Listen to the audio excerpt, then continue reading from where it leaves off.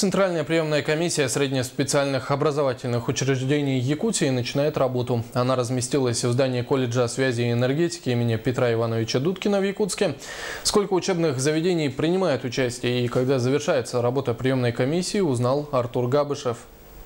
С наступлением века технического прогресса общество все больше нуждается в специалистах технических учебных заведений. Сегодня одно из этих заведений объявило о наборе студентов на различные специальности. Кроме всего прочего, в самом колледже собрались представители разных образовательных учреждений республики. Мы проводим это мероприятие уже 4-й год.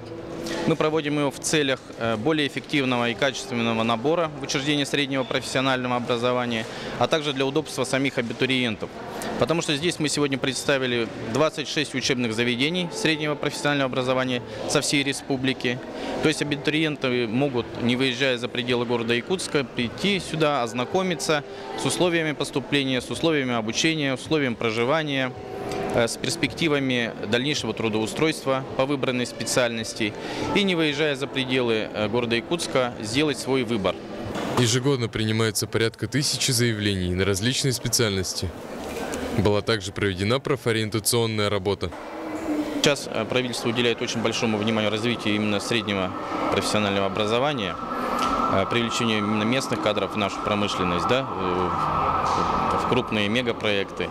И поэтому, конечно, мы сейчас провели в этом году профориентационную работу намного серьезнее, чем раньше.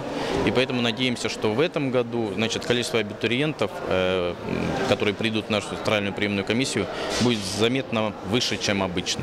Кроме многих специальностей присутствовал и Алданский техникум. На данный момент было подано всего 2 заявления. Здесь присутствует специальность, связанная с горным делом.